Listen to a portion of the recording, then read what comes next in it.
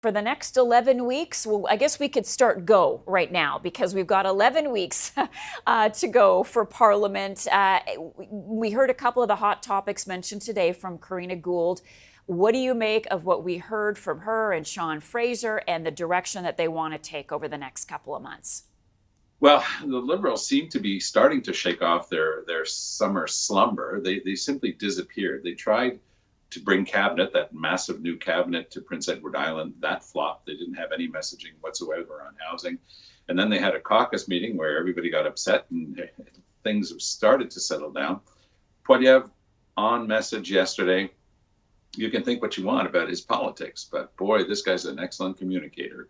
He was out there talking pocketbook issues. He had them all lined up. He was going to talk about the price of onions, cabbage, carrots, and lettuce. I mean, that is down to earth pocketbook issues. And in what we're getting from the Liberals today is Minister Champagne meeting with some grocery executives. We'll see whether that produces any results. But Canadians are feeling the pinch and they're having trouble, keeping within their budgets. People are living off their credit cards. It's very difficult for the younger generation to even aspire to owning a home. And Poilievre has just zeroed in on that. So there's some part of this that is too little too late for the Liberals. And yet they do have a plan that has been, to be fair, it's been on the books since the 2022 budget, those $4 billion there now. Poilievre mocks that, but it's true that they're going to be signing deals across the country. And there's tons of time left, Marcia, between now and the next election. The part where the Liberals are playing against type is when they're going to try to start talking about security issues, law and order. That is not something that they've ever paid attention to. But the average Canadian's been paying attention to it in our big cities, lots of gun violence. And the question is, why haven't we been doing more? And indeed, some of the moves by the Liberals have made it easier for people to get out of prison quickly and recommit offenses. So Poilievre zeroed in on that as well. That's why Trudeau's reacting to it. And that's I think the most important takeaway is that it's so unusual to see Trudeau reacting to an opposition leader. But it is clear as a bell, to me anyway, that Poilievre is setting the agenda, setting the tone, and the Liberals are reacting to it. That's a clear victory for the Conservatives of Pierre Poilievre. Will they be able to hold on to that for the next 2 years until the next election? That's the key question. It's interesting that you say, Tom, there's a lot of time, because in the minds of many, the Liberals are running out of time. Yeah, but 2 years is a long time. The economy can turn around. Inflation can get back to that magic 2% level that the Bank of Canada has fought so hard over the years to keep us in. It did blow out completely with the spending on the pandemic. And that's where Poilievre has his weakest moment. You see, it's easy for him to say, oh, you overspent during the pandemic. But the question is, well, what would you have cut, Mr. Poilievre? Overnight, millions of Canadian families lost their livelihood. Trudeau made it his priority to put food on their tables. And it did cost a lot to make sure that they had a job to come back to by helping companies get through this. Trudeau even gave them an extra year to start paying some of that back. And Poilievre's got very simple formulas. He says that he's going to balance the budget, and yet he's going to get rid of the carbon tax, which is an important source of revenue because it's a tax. So where is he going to cut? Is he going to cut $10 a day childcare across the country? That's the type of social program he disdains. Is he going to cut the new dental program that the NDP pushed in their deal with the Liberals? It's quite clear to me that he will cut that. So what does that mean for the long-term health of families whose kids don't have enough to be able to go to the dentist? I think that's the type of tough question that eventually Poilievre is going to have to start answering. Got it. Okay. Tom, I want to ask you specifically about that meeting that you alluded to, that you mentioned with Minister Champagne and the 5 big grocers.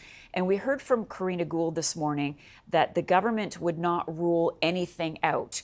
They want to see prices stabilize. They want a plan by Thanksgiving. CTV News talked to some people on the street. They're pretty cynical about that. They think this is all like smoke and mirrors and this is just political theater.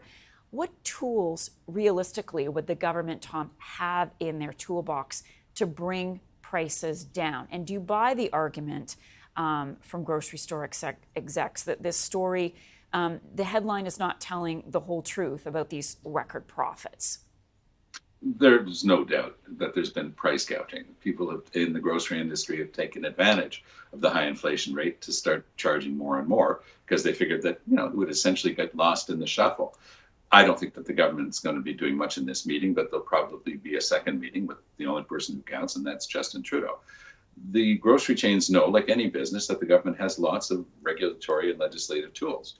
There's been talk and leaked over the weekend by the Liberals that they might be looking, for example, at a new taxation approach, taxing back the excess profits. That's something that they could do quite easily. So I think that those companies have better show up at the table with a better explanation than their standard, oh, it's the supply chain answer. Because the supply chain, interestingly enough, hasn't been putting more money in the pockets of Canadian farmers. The supply chain hasn't stopped big stores like Dollarama from selling certain products, canned goods, same mark, same model, same can size, for up to 50% less than what the major grocery stores are selling it for. So their explanations are falling short. People are not crazy. They know that they're getting gouged in the grocery stores.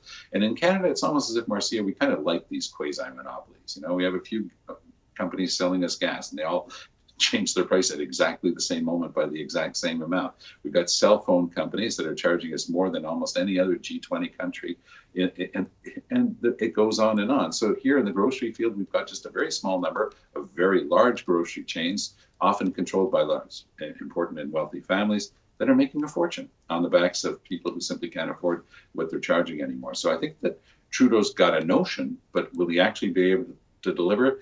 If the remedy winds up being so difficult for the grocery companies to accept, and a strong pushback, it might play right back into the hands of Poilievre. So it's a delicate balancing act, but he had to show some motion. All right, and I'm going to ask you one last question, and that is about National Pharmacare.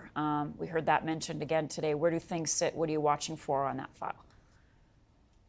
The Liberals have been talking about that for decades and never gotten it done. The argument is always, well, this will save a bunch of money because then we'll be able to make massive buys to help the provinces. Would that it be true? And I sincerely hope that they do it. The provinces that have gone down that road have come up with a system that is a mix between the public and the private sector. Quebec's got a good model, and it's quite costly, but you didn't get rid of the private insurers, and the public takes over it in that case. The NDP has a doctrinaire position that it cannot be a mix of public and private, so Trudeau would have to try to deal with that. If he does decide to push for pharmacare, it would be good news for Canadians. It might be good news for him politically, because again, it would be something that Poilievre would have to say whether he would back or chop. That's the trick for Poilievre right now. He hasn't been pushed in that corner yet, but sooner or later, he's going to have to start answering, what are you going to cut to balance the budget? Tom Mulcair for us. Tom, thanks so much. Have a great rest of the day. We'll talk to you again soon. All the best. Bye-bye.